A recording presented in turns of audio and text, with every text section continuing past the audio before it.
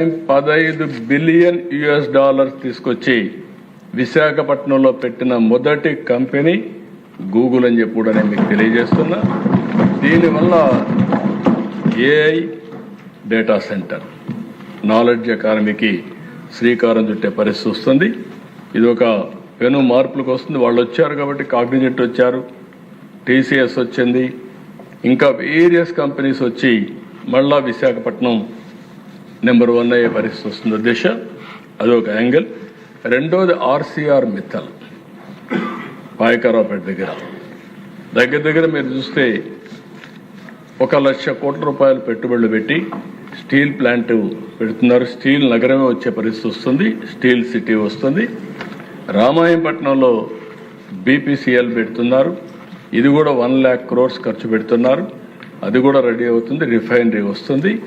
ఇలాంటి కంపెనీస్ అన్ని దేశ CII మీటింగ్ పెడితే నేను కూడా ఊహించలేదు. దగ్గర 13,50,000 కోట్ల రూపాయలు పెట్టుబడులు పెట్టడానికి 611 మంది MOUలు చేశారు అధ్యక్ష. ఇప్పటికే 8,85,000 కోట్ల రూపాయలు క్లియర్ చేశాం.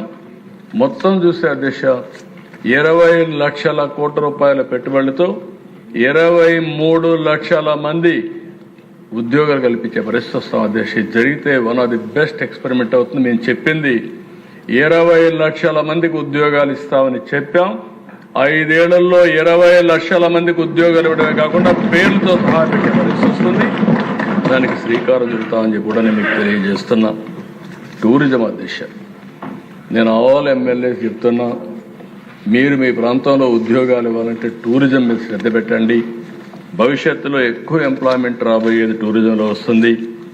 టూరిజానికి ఇండస్ట్రీ స్టేటస్ ఇచ్చాం, దీన్ని ముందుకు తీసుకెళ్తాం. ఇంకొక పక్క దిశ వాటర్. నేను ఎవ్రీవేర్ చెప్తున్నాను దిశ, నేను చాలా చూశాను ఈ రాష్ట్రంలో సమస్యలు. చిన్నప్పుడు ఎక్కడ చూసినా వాగులు, వంకలు, నదులు పొంగి పొర్లేటి. 8 నెలలు, 10 నెలలు, 12 నెలలు వాటర్ ఉండేవి, ఊట కాలువలు ఉండేటివి. రాను రాను కరెంట్ వచ్చింది, మనం వాటర్ కూడా ఎక్కువ వాడాం. వాటర్ని పెంచడానికి మాత్రం ఆలోచించలేదు. దీనివల్ల కరువు వచ్చింది, రాయలసీమ ఎడారిగా మారిపోతున్నారు. అదే సమయంలో అధ్యక్ష చాలా సమస్యలు వచ్చాయి. ఈరోజు ఈ రాష్ట్రంలో నీటిని ఏ విధంగా ఉపయోగించుకోవాలని చెప్పిన వ్యక్తి, మొట్టమొదటిసారిగా రాయలసీమకు కూడా నీళ్లు ఇవ్వచ్చు, కృష్ణా జలాలు రాయలసీమకు ఇవ్వచ్చు అని ఆలోచించిన వ్యక్తి నందమూరి తారక రామారావు గారి అధ్యక్ష. మిగిలి మంద్రి నీవా, తెలుగు గంగా, లేకపోతే గాలేరు నగిరి, ఇలాంటివన్నీ ప్రాజెక్టుని కన్సీవ్ చేశారు. ఈరోజు అవన్నీ కూడా పూర్తి చేసే బాధ్యత తీసుకున్నాం.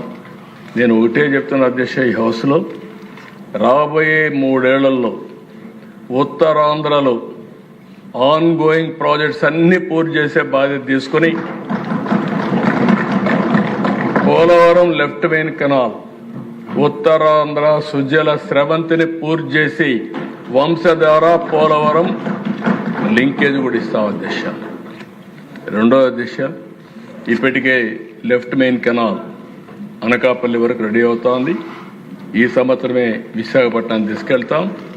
ఎప్పుడు మీరు ఆ ప్రాజెక్టు మీద మీకు ప్రత్యేకమైన శ్రద్ధ ఉంది, మీ నియోజకవర్గం ఆ ప్రాంతం అంతా కూడా తప్పకుండా అధ్యక్ష ఈ సంవత్సరం పోలవరం లెఫ్ట్ మెయిన్ కెనాల్ పూర్తి చేసే బాధ్యత ఈ ప్రభుత్వం తీసుకుంటామని కూడా మీకు హామీ ఇస్తున్నాను అధ్యక్ష. ఇది కాకుండా అధ్యక్ష ఈ సంవత్సరం మీరు చూస్తే హంద్రీ నీవా పూర్తి చేసి చివరి భూములకు నీళ్ళు ఇచ్చాం. అటు మడకశిర, ఇటు కుప్పానికి ఇచ్చాం. కొన్ని వందల చెరువులు నింపగలిగాం. రాబోయే సంవత్సరం చిత్తూరుకి ఇస్తాం. అదే సమయం రాయచోటి ఆ ప్రాంతానికి అంతా కూడా నీళ్ళు ఇచ్చే బాధ్యత తీసుకుంటాం. దీనివల్ల అధ్యక్ష నాట్ ఓన్లీ అంద్రేనీవా, ఇంకా మిగిలినటన్నీ కూడా గాలేరు నగిరి కూడా ఈ సంవత్సరం కడప వరకు తీసుకెళ్తాం. రాయలసీమలో ఉండే ప్రాజెక్ట్స్ అన్ని కూడా పూర్తి చేయడానికి ఈ ప్రభుత్వం పనిచేస్తున్నామని చెప్పి కూడా నేను మీకు తెలియజేస్తున్నా. పోలవరం అధ్యక్ష చాలా మందికి ఐడియా ఉంది.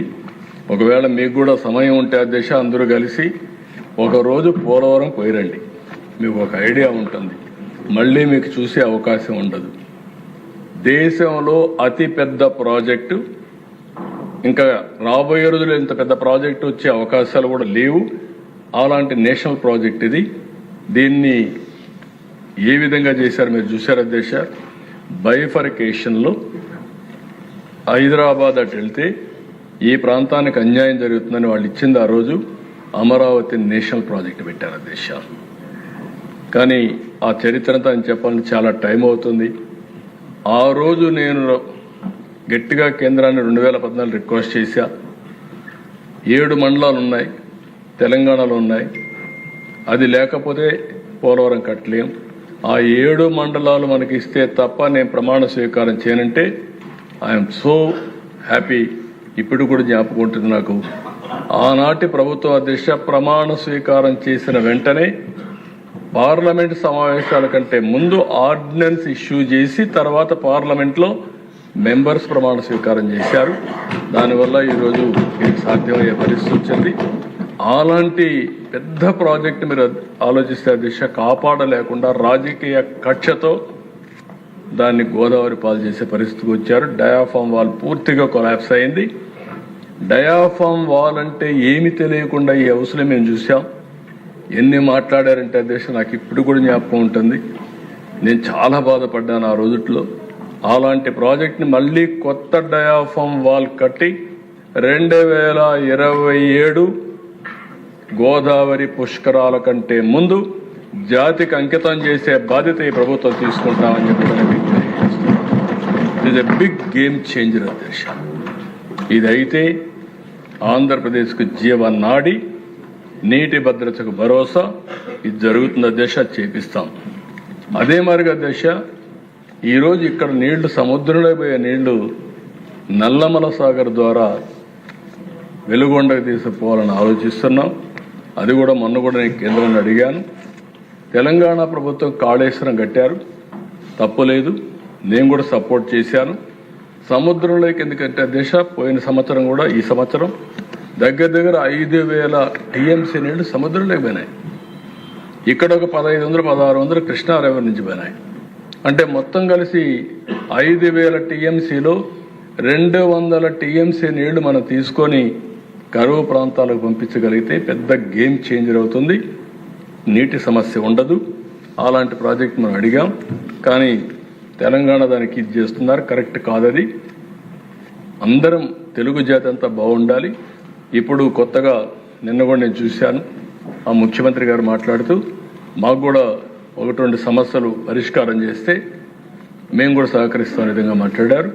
ఇచ్చి పుచ్చుకోవడంలో తప్పు లేదు, కానీ రాష్ట్రం తెలుగు జాతి ఒకటే కాబట్టి 2 రాష్ట్రాలకు సమస్యలుంటే కూర్చొని మాట్లాడడానికి ఈ ప్రభుత్వానికి ఏమాత్రం అభ్యంతరం లేదు.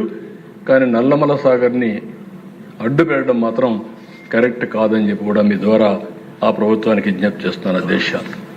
రెండో అధ్యక్ష అగ్రికల్చర్, రైతులు.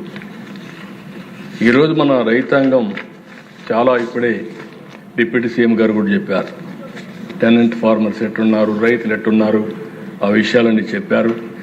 దీని మీద మనం ఒక్కసారి గుర్తుపెట్టుకోవాల్సింది, మన రైతాంగం దేశం అంతా కూడా ప్రపంచం అంతా కూడా మీరు ఆలోచిస్తే డెవలప్మెంట్ జరిగే సమయంలో తక్కువ ఆదాయం వచ్చేది రైతులకే వస్తుంది, వ్యవసాయానికే తక్కువ ఆదాయం వస్తుంది.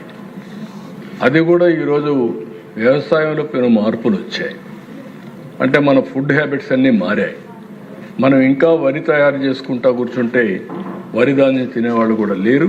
అలాంటి సమస్యలు ఉన్నాయి. ప్రపంచం మొత్తం ఇంకొక పక్క ఆలోచిస్తే ఎక్కడికక్కడ కెమికల్ ఫెర్టిలైజర్స్ ఎక్కువ వాడితే అది కూడా వాడే పరిస్థితులు లేరు. ఇలాంటి సమస్యలు వస్తున్నాయి. అందుకే అధ్యక్ష నేను దీన్ని ఒక ప్రతిష్టగా తీసుకున్నా. వ్యవసాయాన్ని ఎట్టి పరిస్థితుల్లో కూడా రైతుకు అండగా నిలబడే విధంగా, రైతు ఇబ్బంది పడకుండా చేయాలనే ఉద్దేశంతోనే రాయలసీమ మొత్తం హార్టికల్చర్ హబ్గా తయారు చేస్తాం అధ్యక్ష.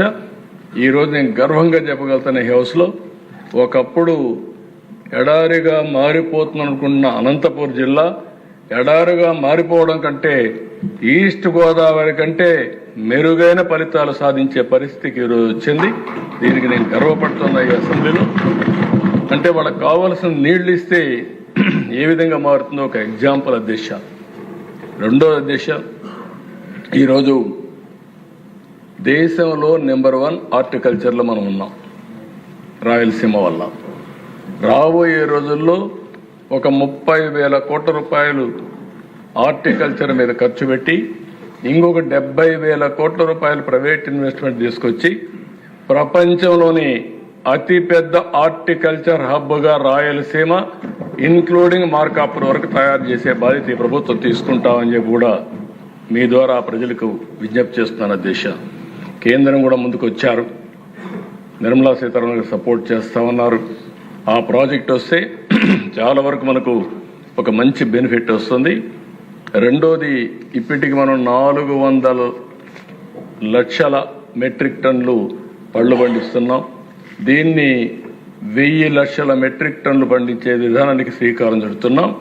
రాబోయే 6-7 ఏళ్లలో 1,000 lakh మెట్రిక్ టన్స్ హార్టికల్చర్ పంటలు పండించే ఏకైక ప్రదేశం, సింగిల్ లొకేషన్ ఆంధ్రప్రదేశ్ అవుతుంది. దానికి చిరునామాగా రాయలసీమ ఉంటుందని చెప్పి కూడా నేను మీకు తెలియజేస్తున్నాం. ఇంకొక పక్కన దశ, ఈరోజు మీరు ఒకసారి చూస్తే అక్వాకల్చర్ను కూడా పూర్తిగా నిర్వీర్యం చేశారు. 14-19 30% పెరిగింది. ఇటీవల కాలంలో ఇబ్బందులు వచ్చాయి. ఆ ప్రభుత్వం కూడా సరిగా పనిచేయకుండా ఇబ్బంది పెట్టే పరిస్థితికి వచ్చారు. ఈరోజు మళ్ళీ స్ట్రీమ్ లైన్ చేశాం. వాళ్ళందరినీ రిజిస్ట్రేషన్ చేసుకోమన్నాం. పొల్యూషన్ లేకుండా చేయాలనుకుంటున్నాం. ₹50 కరెంట్ ఇచ్చి ఈ కష్టకాలంలో అక్వాకల్చర్ రైతాంగాన్ని ఆదుకున్నాం.